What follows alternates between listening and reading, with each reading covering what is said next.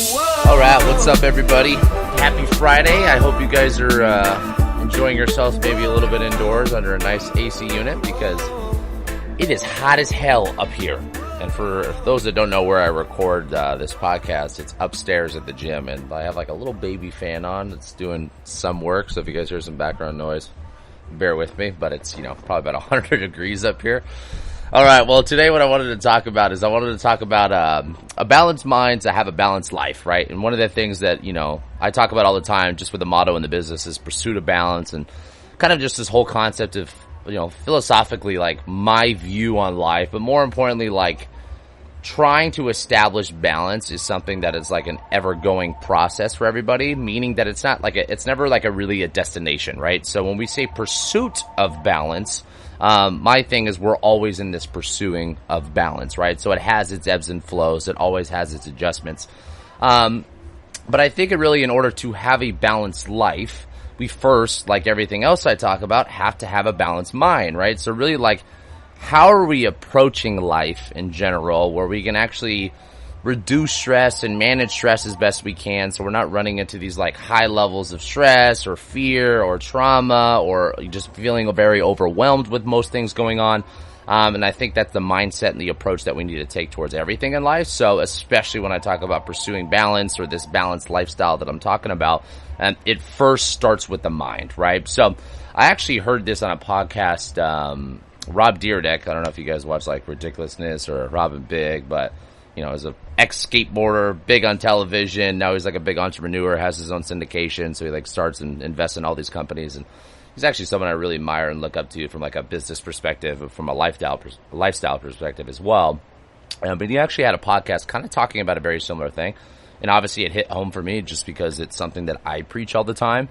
But when we talk about it, like kind of having a balanced life, we have to remember that it is very different for people. So I kind of just want to go over just like my personal story and like my personal thing, kind of how I view a balanced life. And what really is important to me is obviously the same questions that you need to be asking for yourself is really what's important to you. As always, like I say, I'm just going to kind of speak from my own personal view of things because that's all I know. So I thought about it this morning, actually, even just driving up here. Is like when you think about like life in general, right? And a question that we ask on our Fit Start all the time to clients on the backside is like, we go over the nutrition piece, and we get into stress, and I ask people like, hey, on a scale of 1 to 10, 10 being high, like how would you rate your day-to-day stress, right? And it really, I don't want to say it amazes me anymore because it's so popular, but like it's still like is overwhelming the amount of people that are like in a 7, 8, 9, 10 stress level all the time. Like they're just chronically stressed, and these are subjective scores, right? Meaning like their body could even be more stressed than they think, or the opposite, obviously. But I think, just like anything else in life, psychologically, how you view something is, going to be a physiological response in your body as well down the road. Or immediately, right?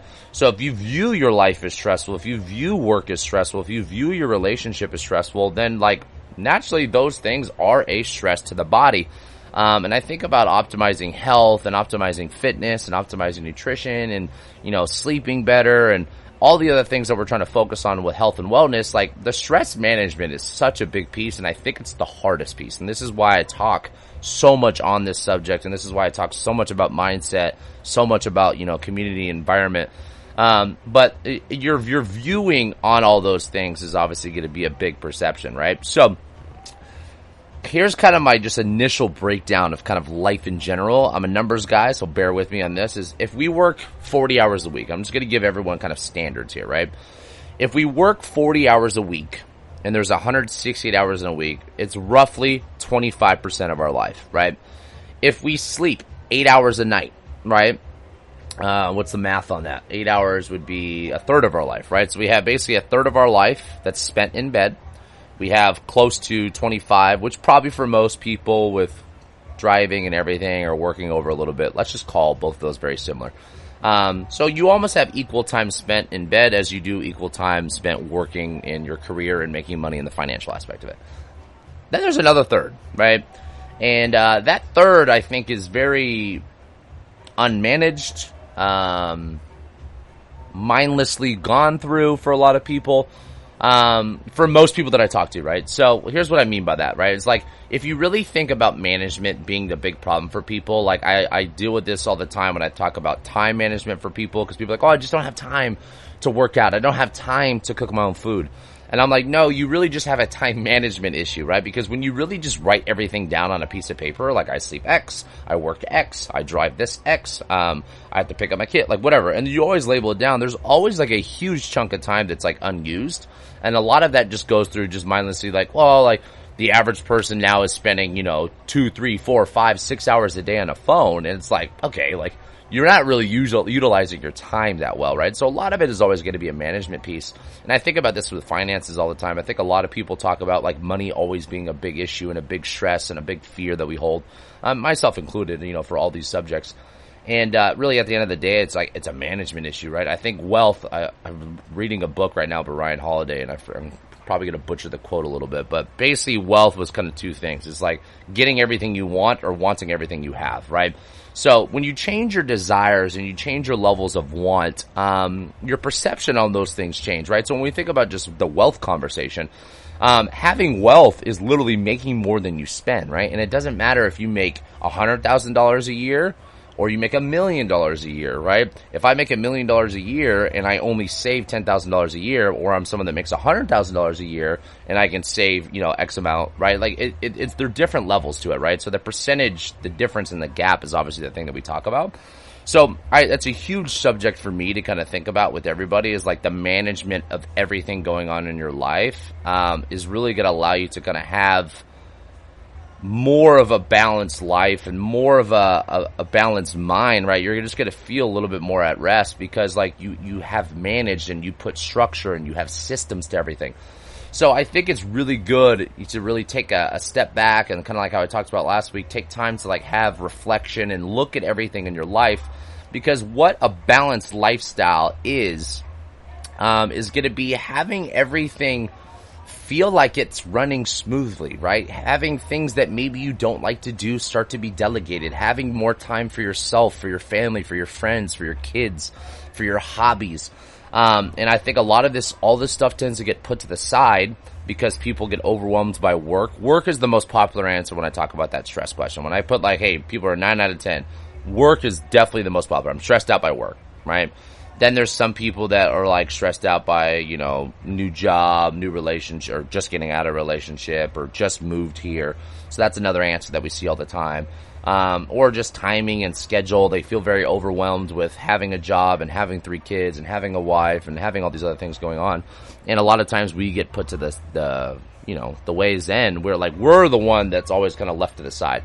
And I personally come from a methodology that like you can't pour from an empty glass. I'd much rather be very selfish in the forefront of me doing things for myself, because I know when I can kind of subdivide my time to have what I need for me, that I'm much better and much more efficient at my job. I'm much more efficient and much better at my relationship. I'm much better with my friends and my family, and like everything that I need to do for my life where I'm giving to something else is so much more impactful and so much better when I have the time to kind of fill my cup, right? So pursuit of balance for me, it's such a big thing, right? I love the motto, and it's something I talk about to my friends all the time. I talked about like the people around me, my girlfriend. Like, it's a pursuit of balance means like, hey, you need to find moderation in the things that are really important for you, where you can still level out your division of responsibilities, which could be work or family. You still have time for recovery and sleep and nourishment and just kind of taking care of your health.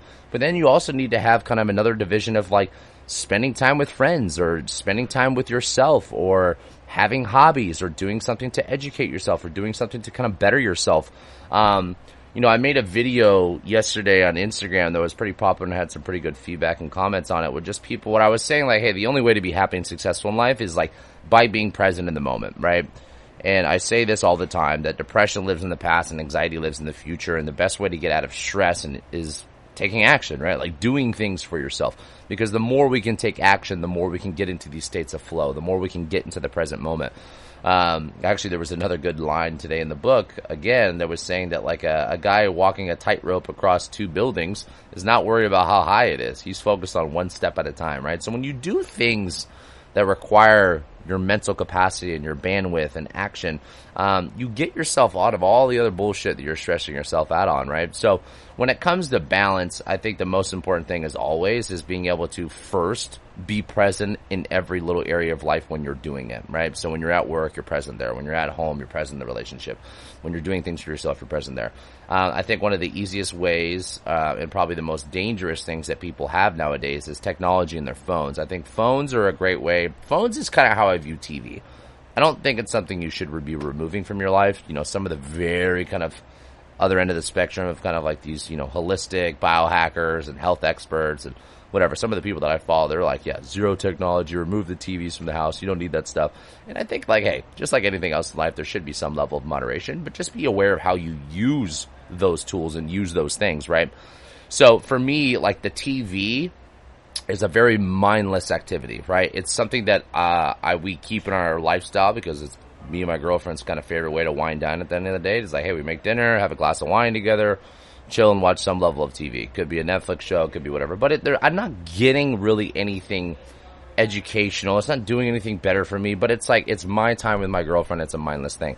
Now, if I did that for, 3, 4, 5, 6, 7, 8, 9, 10 hours a day, like, yeah, that becomes something that you're wasting a lot of time. And you're going to start to build up a lot of anxiety and or depression. And that stress builds up because you're just not doing anything, right? So I think at the end of the day, the most important piece is always like taking action in every single area of your life and being present in that moment for what you do it for. And then the big thing, which I also say all the time, is like staying open-minded with the ability to adjust, right? So for me, when I, like I said in the beginning of the podcast, like I use the word pursuit of balance versus just balance or something like that, because like it is something that is changing, right? My priorities now for myself are different than they were 5 years ago, and they're different than they were 10 years ago, and I'm sure they'll be different 5 years from now as well. So being open-minded to be able to kind of have the ability to adjust and have the ability to adapt to what's going on in your life and finding those new avenues where you feel like you actually have balance. Because for me, just to come back to the work subject, I think the work is probably the most overwhelming piece, like I said earlier. And your mindset towards it, I think, is really the big piece of it. So here's what I mean by that. For 99% of us, we have to work to make a living, right? Some of us do it just to make money. Some of us do it because we actually kind of enjoy it. And some of us are just enjoy it so much that being paid is a byproduct, right? But whatever camp you are, like 99% of us need to work.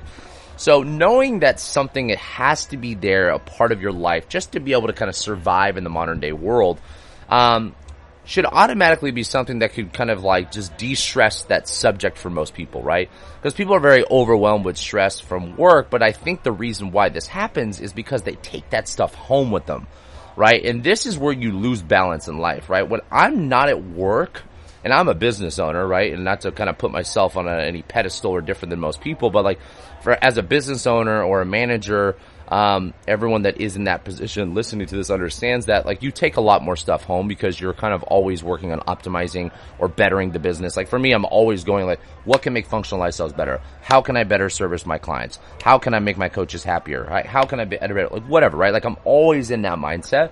What I've gotten really good at over the last few years is being able to separate where I dedicate my thought and my time towards those subjects.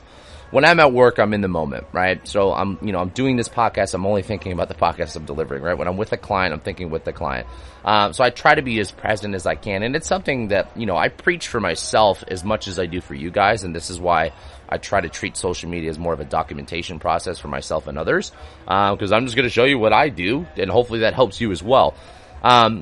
Where stress can really be overwhelming is when you take a certain thing and you bring it everywhere in your life. Because then you sleep with thinking about it, right? Because you have the anxiety. You go to work thinking about it, right? Or you go home thinking about it. And whatever the thing is, you just take it everywhere. So learning how to separate those things and learning how to adopt a mindset where you can kind of be like, hey, this won't be overwhelming when I have my 8 hours a day that I'm at work, or I have my 1 hour a day that I'm planning for future stuff that's not there. But if I can learn how to manage those things, I can start to develop this balance that I'm talking about. And then so outside of that, I think another thing that I see that runs parallel with a lot of people, especially in my demographic of like 30 and above, I think sub 30, some people still are pretty good with this, of like making it a priority to go see their friends or go out or do something for themselves. As the people go 30 and up, it's not obviously a blanket statement saying everybody, but I see that it's harder for people to do things for themselves. And that could be because they're now more developed in their career, they have a family, they have a wife, they're traveling for work. But I think it's super, super important to make sure that you're dedicating time for play and hobbies. And, this is a podcast I did months ago, that the importance of hobbies and why it should be there. Because for me, that's like, I'm speaking again for myself. For me, it's the thing that kind of just like recenters me all the time. Like last Sunday, it's like I went skimboarding in the morning, and then Saturday I went golfing. Like I try to do something every weekend, like really for myself selfishly. Because I know I'm going to go see my friends. I know I'm always going to be with my girlfriend to hang out, and not to just like make those sound boring. Like I have to do those things. I obviously enjoy those things as well.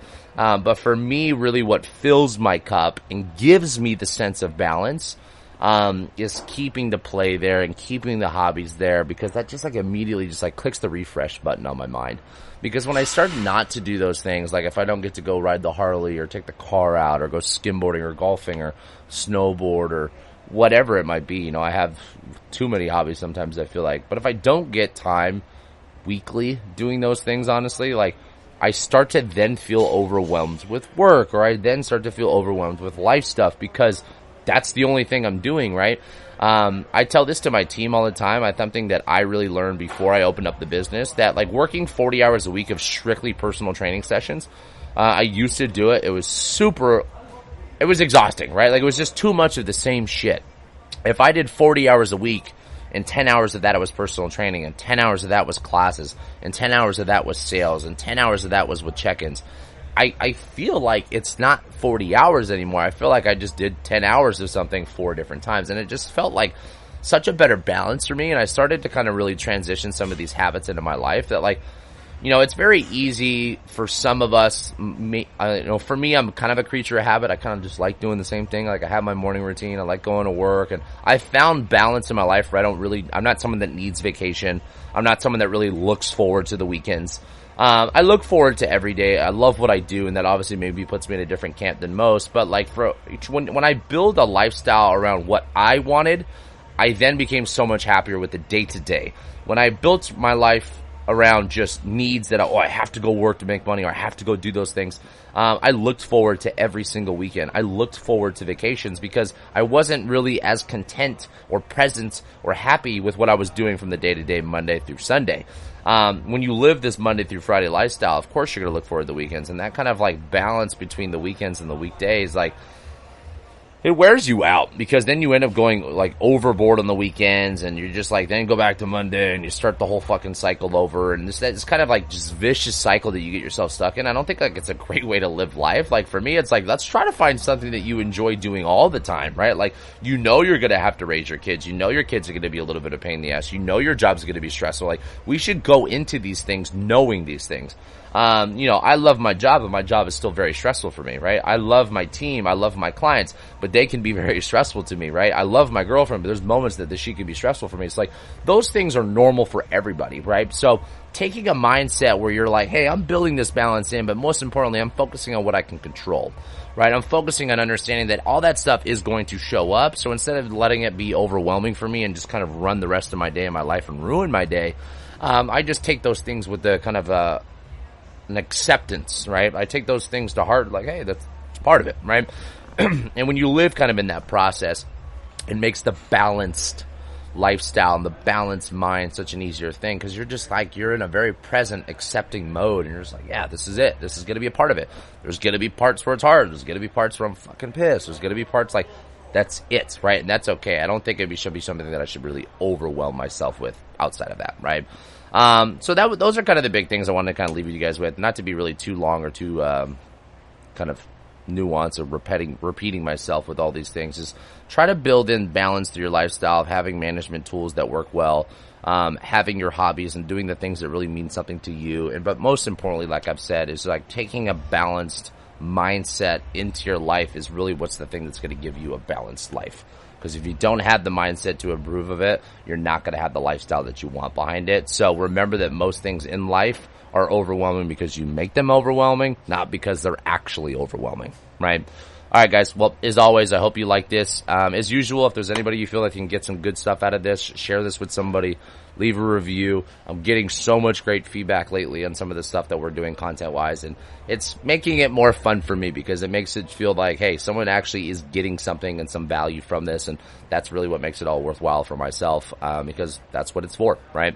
All right, guys. Well, take care. Stay cool. Have a great week, and I'll see you next Friday.